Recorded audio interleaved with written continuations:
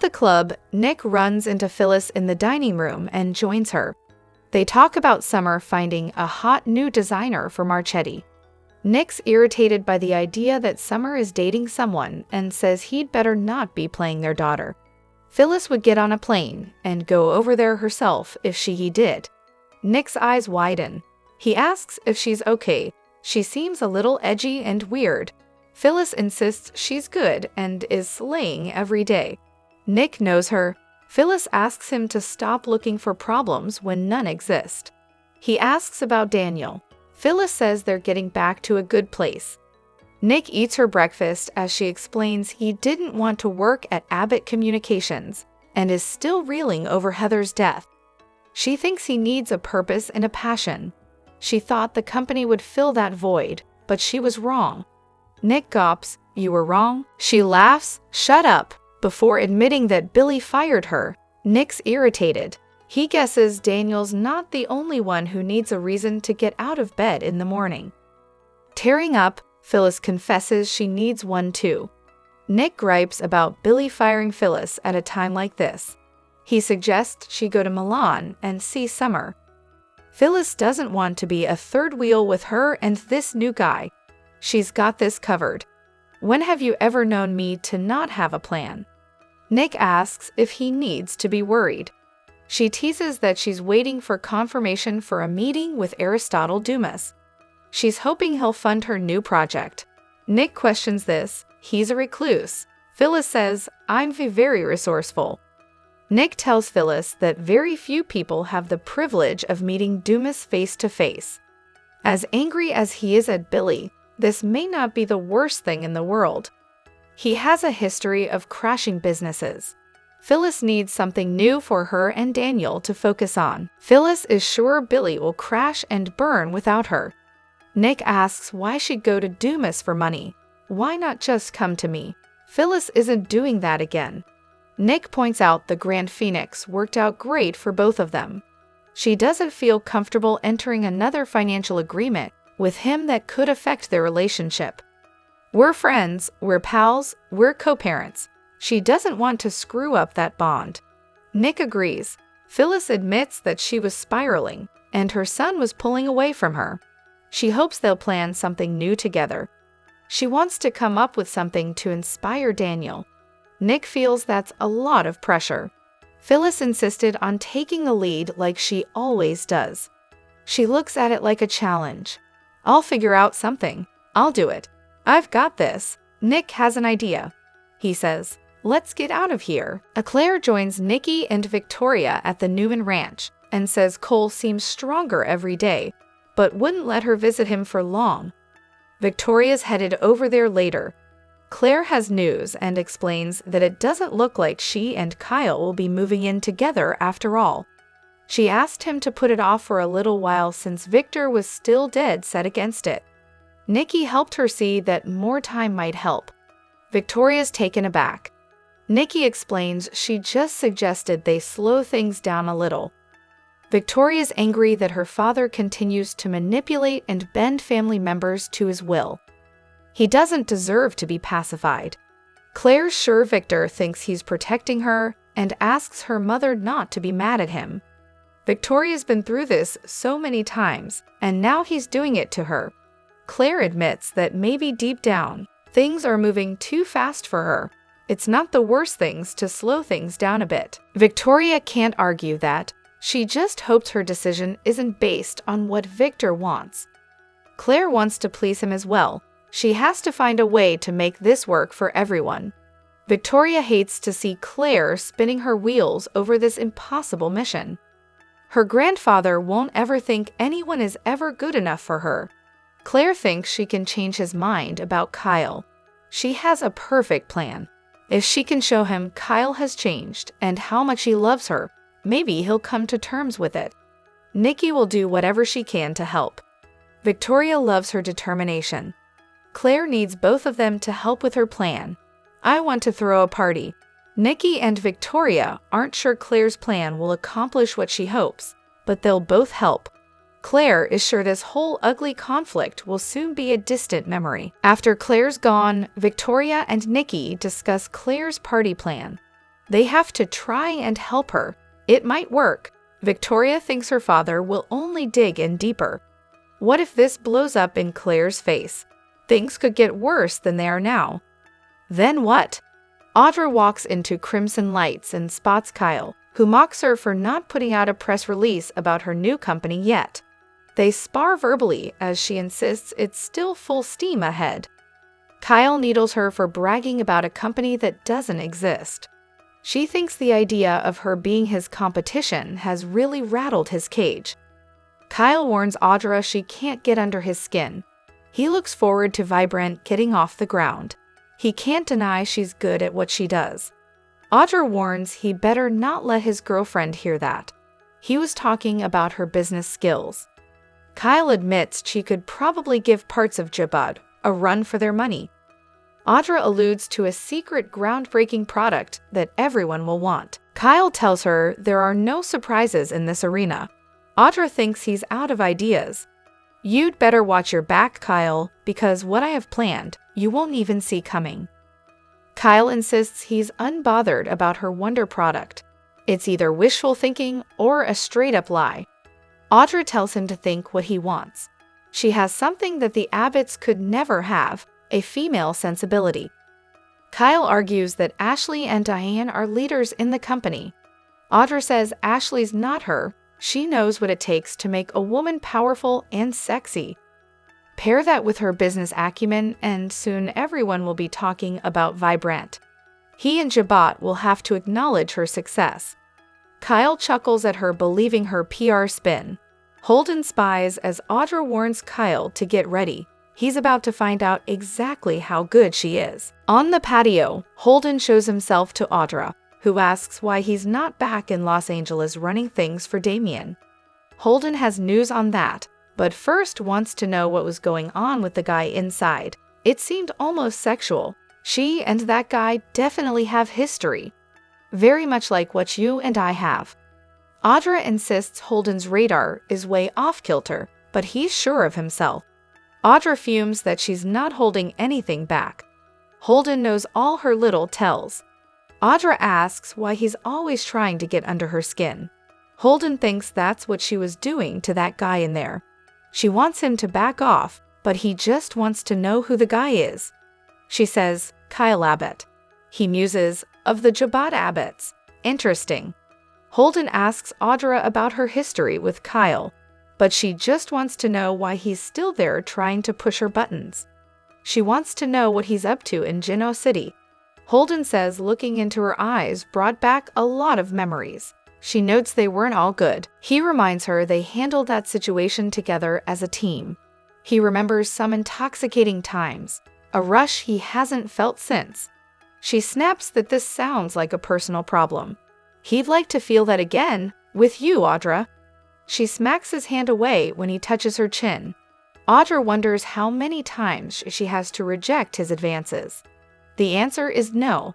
She's in a better headspace now and has something solid now. Holden muses that she also has something going on with that Abbott guy. He wonders what Nate would think about the encounter. Audra hopes that's not a threat. He witnessed a conversation between two business acquaintances. Nate couldn't care less. He just wants to figure her out. She tells him that will never happen. Just stay away from me, she exclaims. Holden warns, careful, Audra. You may just get your wish. At Jabot, Diane and Jack show Kyle some brooches that are lipstick holders. He thinks they're functional and classy. Diane says it was a trend in the 50s. Kyle muses that he was just telling Audra there are no new products in cosmetics world, and this proves him right. He explains his ex is starting a new company called Vibranti and claims to have a revolutionary new product. They guess she's getting the funding from Victor. Jack wonders why the mustache would think a company run by Audra would be a threat to Jabot. They recap that they neutralized Victor's moles at Jabot, and Diane warns nothing they do will stop him. Diane says Audra can't be trusted, but Kyle argues if she has something new, they need to find out what it is. Maybe he could steal it out from under her. Jack warns Kyle against this, and isn't worried about some new company. Kyle complains that she's ruthless. Diane agrees with Jack. Kyle asks what the harm is in finding out what she's up to. Diane thinks he could harm his relationship with Claire. Jack asks how he would do it. Kyle will find out about this super product. Jack doubts it even exists. Kyle thinks he knows exactly how to get the truth out of her. Claire arrives at Jebot and tells Kyle that her mother and grandmother are on board with the party idea. The only part of the plan that hasn't been confirmed is him agreeing to put moving in together on hold. He agrees to do it long enough for her to make this last-ditch effort. He wants her all in when they finally make the move. Claire's convinced her grandfather will realize they belong together. Kyle admits he has a plan of his own. It involves Jabba and one of its competitors. Audra's new company, Vibrant. She claims to have a super product, and he has to find out if she has something viable. Claire asks what his plan is. Kyle says he'll have to get close to her to expose the truth. Claire cringes. What exactly are you suggesting? Kyle assures her it wouldn't be inappropriate. He knows what buttons to press to make her head explode. He'll fake some interest in her new venture to get information. Claire thought he wasn't worried about it. Kyle's not, but they need to know if she has a miracle product. Claire shrugs. If you really believe this is the only way. He assures her she has nothing to worry about. Claire doesn't look convinced. At the park, Phyllis thanks Nick for driving her out there. The fresh air is breathing new life into her. Nick says she can always count on him when she's having a rough time. She laments, "This isn't who I am, Nick." She's really been thrown off her game. She cries that what she's been through is too much for anyone to withstand. Nick's sure the worst is over. She feels like she's drowning.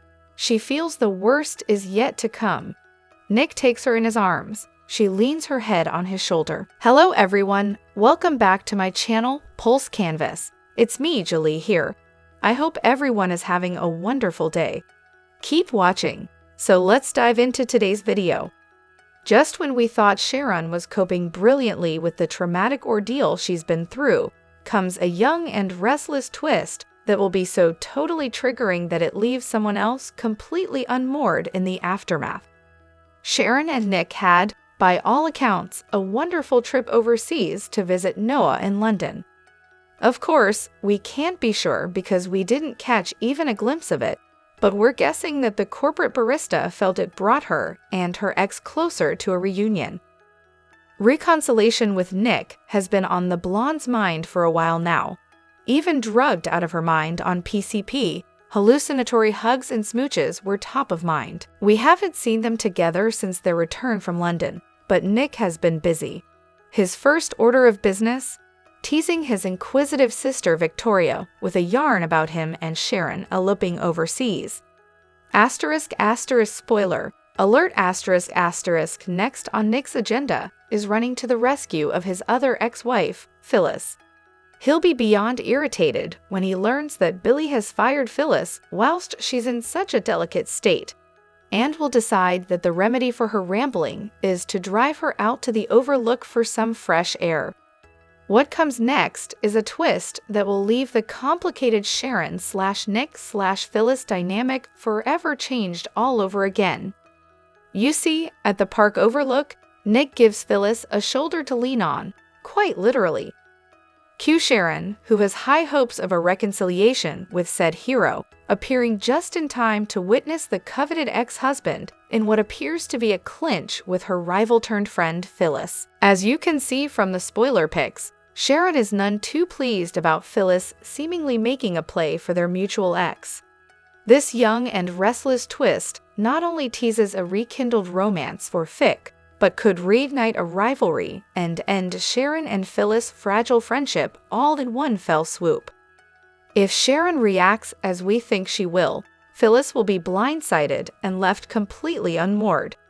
Not only has she lost her job and Billy's support, but her daughter's gone, her son is keeping her at arm's length, and now she'll have lost Sharon as well. Perhaps it's a very good thing that Phyllis' long-distance bestie, Amanda Sinclair, will return to Genoa City in this very episode. Perfect timing indeed. The Young and the Restless spoilers tease that it's just a matter of time before the mysterious Aristotle Dumis is unmasked. He is the topic du jour in Genoa City, with everyone who is anyone wanting to meet the secretive mogul. On the Wednesday, May 14 episode, we get one step closer to finding out who exactly Dumis is. Keep reading to find out more about this delicious plot point. According to Soap Opera Digest, it's been confirmed that Vincent Stalba has been cast as Dumis' assistant, Carter. On Wednesday, we will see the man behind the myth. Carter has a recurring role, so it looks like the show is fully committed to the Dumis storyline. For his part, Stalba is thrilled to be on the #1 rated daytime drama and teased on Instagram some headshots. He captioned the pics "new headshots." These photos just helped me book my first series recurring, which you will see in 2 days on CBS. Can't wait to tell you more. Let's find out more about Stalba. He was born on July 21, 1988 in Vero Beach, Florida, and has credits as an actor and as a producer. He's worked in film and television, and his work has premiered at the following film festivals: Aspen Shorts Fest, Fantastic Fest, Fantasia, Beyond Fest, New Orleans Film Festival, Florida Film Festival, and more. His acting credits include The Glades, Claws, and For the Love of Jason. It will be interesting to see how Carter fits into the current mystery surrounding Dumis. Dumis is a legendary businessman, but no one seems to know who he is or what he looks like. With his assistant appearing, we predict that Dumis is not far behind. Many people are interested in meeting Dumis, with Victor Newman leading the pack. Victor has no idea who his fellow corporate raider is, but he has feelers out. Tell us why, and our fans, do you think that Dumis will be a former GC resident like Kane Ashby or Tucker McCall? Or will Dumis turn out to be a complete surprise? The Young and the Restless spoilers for the week of May 19, 2025 suggest that Amanda Sinclair gets interrogated. Abby Winters has a face-off. Plus, Sally Spectra's nightmare seems to come true. Keep reading, and let's talk about what is coming up next week in the CBS soap opera. Next week, expect Amanda's return to Genoa City to surprise some characters. It turns out that Amanda legally represents Aristotle Dumis. With Dumis causing shakeups around town without even showing himself, Amanda will get a lot of questions. One of the people who grills Amanda is Phyllis Summers. Fans know that Phyllis tried to reach out to Dumis, but did she ever get through? Some people might claim that Amanda knows more about her client than she's letting on. However, Amanda also has to obey attorney/client privilege. At the same time, she could feel guilty if she gets the idea that Dumis is up to no good. Speaking of Amanda, she will run into Abby. Fans know that when Abby and Devin Winters first got together, each were dating other people. Abby was married to Chance Chancellor while Devin was living with Amanda. Even though Abby and Devin are happily married now, Amanda might still feel raw from the betrayal. The Young and the Restless spoilers for next week reveal that Sally will have a bad feeling. This bad feeling is about Billy Abbott and his quest for revenge. Even though Billy thinks he has a foolproof plan, Sally can see that he is escalating. Billy's target isn't just Victor Newman, though. Billy might also direct his rage toward Adam Newman. Chelsea Lawson is holding Adam to the promise they made about Billy. However, Victor has a way of making people do what he wants anyway. Over with TRIA, Maria Copeland is still keeping a big secret. Can Tessa Porter convince her wife to open up? Did Mariah cheat, or is this something far more sinister? There should also be a development regarding Cole Howard's test results. It was recently mentioned that Cole probably isn't still contagious, so he can come out of isolation. However, there is good reason to suspect that Cole could be dying, so stay tuned. Those who follow the Young and the Restless Melissa Ordway know that she, husband Justin Gaston, and daughters Olivia and Sophie moved to Tennessee some time ago. However, given that she's still recurring as Abby on the CBS soap, The family often travels back and forth from their new home to Los Angeles. And boy, what a trip back they had. The actress posted 11 photos and one video that gave fans a glimpse into their most recent trip, which took place over a week's time, and shared, "What a week in LA. Sunshine, good food, great friends, work, and yes, even a car break-in. Never a dull moment." However, Ordway made it clear that no matter what, they love Los Angeles. One of the pics gave a first-hand look into the damage caused to their red and black Jeep Wrangler, with glass from the back window shattered on the ground. However, as Ordway mentioned, it wasn't all doom and gloom. There were plenty of smiles to go around over great food, fun in the sun, and more. A couple of her castmates quickly jumped into the comments to express their concern, including Tracy E. Bregman, who stated, "Happy you were here, and OMG, I'm so sorry." Eileen Davidson, who plays Ordway's TV mom Ashley, added, "Oh no," as Michelle Stafford sent her some love in the form of heart emojis. "We're glad the actress and her family are safe, and we enjoy every time Ordway is able to bring Hattie back to Genoa City. The fan favorite Legal Eagle is ready to make a splash." For the Friday, May 16 episode of The Young and the Restless, spoilers photos show Phyllis and Sharon playing nice, Sally getting heated, and the return of Amanda Sinclair. It's a big day for the Winters family when Amanda rolls back into town. She'll meet up with Devin, Lily, and Nate to catch up and talk big business. Is this the start of many visits by the much-loved Legal Eagle? Right now, she's just here for a short pop-in, but who knows what the future holds. At the same time, Chancellor Park is popping with several key players enjoying the gardens. We'll see Sally and Billy having coffee and a little chat. Do things seem a bit tense between them? Rumor has it, Billy's need for revenge is rubbing Sally the wrong way. Speaking of revenge, Phyllis is also lurking at the park. Is she there to stalk her prey? Maybe, or maybe she's just chilling out with Nick.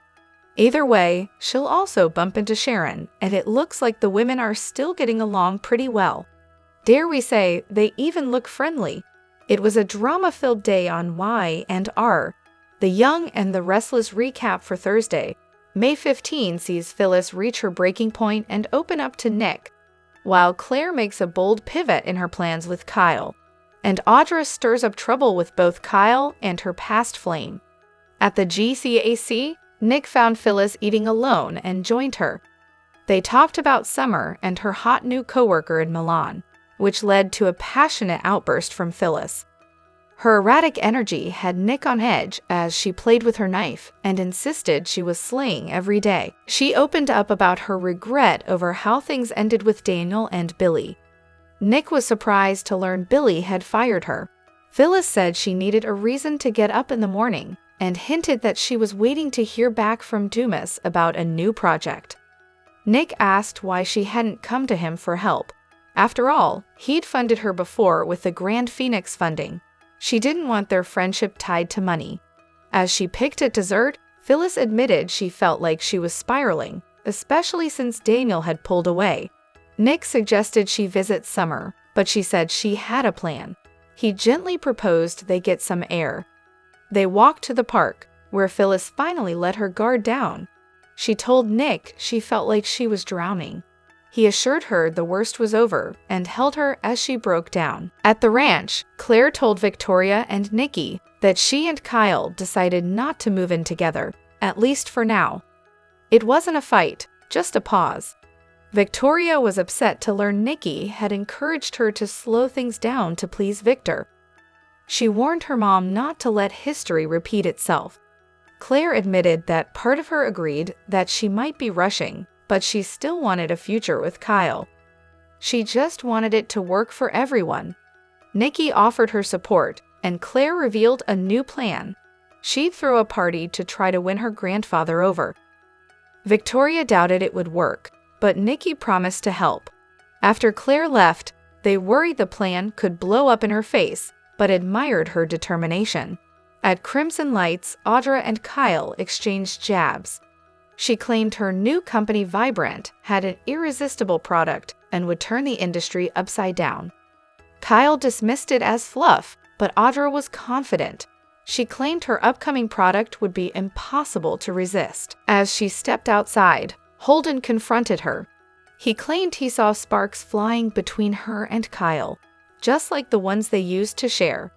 Audra denied it, but Holden didn't buy it. When he touched her face, she slapped his hand away. She warned him to back off and reminded him there was nothing between her and Kyle. He questioned what Nate would think of their recent interactions, but she told him they weren't friends and needed to stay far apart. At Jabot, Diane showed off a new lipstick prototype with a built-in mirror. Kyle was impressed and filled her and Jack in on his run-in with Audra. They all suspected Victor was behind her company. Jack warned him not to waste time trying to sabotage her. Diane urged him to focus elsewhere. Claire dropped by to tell Kyle her party idea had support from her mom and Nikki. Kyle promised to be there, and then revealed his own plan. He intended to provoke Audra just enough to uncover what she was really up to. Claire was uneasy. Kyle promised it wasn't devious and told her to trust him. She better be connected to Dumis. The Young and the Restless spoilers for Monday, May 16. Welcome back the one and only Amanda Sinclair and her Emmy-winning portrayer, Michelle Morgan. But what does she want? And from whom does she want it? Amanda left town after she walked in on Devin and Abby having floor and wall sex. Good for her. Amanda knew she could do better, and that she deserved better. So she can't possibly be coming back for Devin, who is now married to Abby, presumably happily, off-screen. Amanda is a top-notch lawyer, which suggests she's back in Genoa City for business reasons. And there is only one business these days, who is Aristotle Dumis, and will he back Victor or Billy? But why are we thinking small? Why should Amanda be a representative of Aristotle Dumis? Why can't she be Aristotle Dumis? Billy is determined to bring down Victor.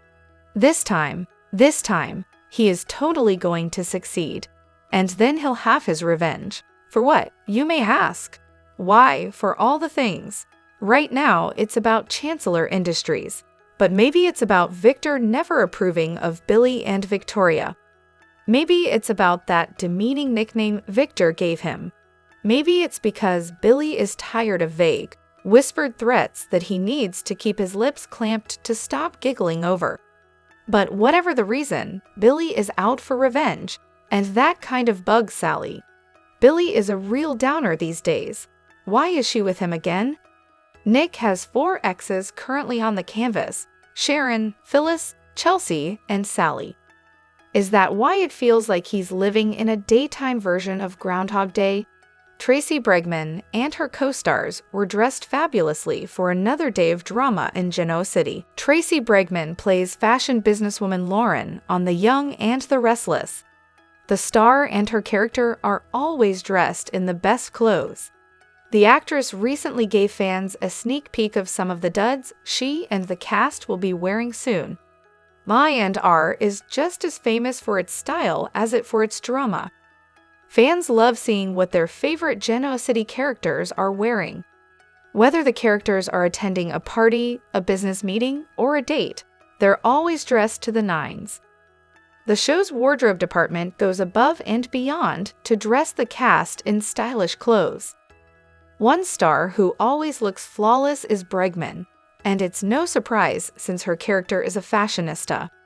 Based on Bregman's recent Instagram story, Lauren and her pals will be wowing Genoa City just in time for the summer. Bregman posed with co-stars Courtney Hope and Melissa Ordway, all glammed up, in the hallway of Y&R, 3 girls in sorority row, the area of the studio that our dressing rooms are in. The fabulous The Courtney Hope Mel_Ordway. We love you, Mandeline. Bregman captioned the photo. The poor doofus will never see it coming. Kyle is feeling really, really smart after the May 15 episode of The Young and the Restless. After Jack told him how brilliantly he got rid of the moles Victor planted at Jabot, Kyle announced that he had an equally brilliant plan to pump Audra about her connection to Victor and their plan to take down the Abbotts. Kyle was so confident that he advised Claire he'd be cozying up to Audra, but Claire shouldn't worry, because Kyle has the whole thing under control. When has Kyle ever had anything under control? Claire should worry, but more importantly, Kyle should worry too. Here is why. Kyle figures all he has to do is turn on the charm, and Audra will be putty in his hands again. Remember their affair? Audra was crazy about him. All Kyle has to do is give her the sliver of a hint that he's considering getting back together with her, and she'll be dying to spill everything about her and Victor's plan. And then Kyle will pull the rug out from under her. It's foolproof, except for the part where Audra will see this sucker coming from a mile away and turn the tables on him. Instead of falling for Kyle's charms, Audra will turn it all back on him. She'll give Kyle the impression that she is just dying to tell him everything. Audra would do anything for the man she loves, and Kyle, of course, loves her, right? Well then, let's seal the deal. In bed. And then Audra will tell him everything. Audra will hit the sheets with Kyle, which is what she promised Victor she'd do in exchange for his funding her new company. And then Victor will reveal the betrayal to Claire. Perhaps even at the party, Claire is planning to convince Victor to love Kyle as much as Claire does. So many birds will be killed with that one stone. And all because Kyle thinks he has the brains to outsmart anybody, much less Audra.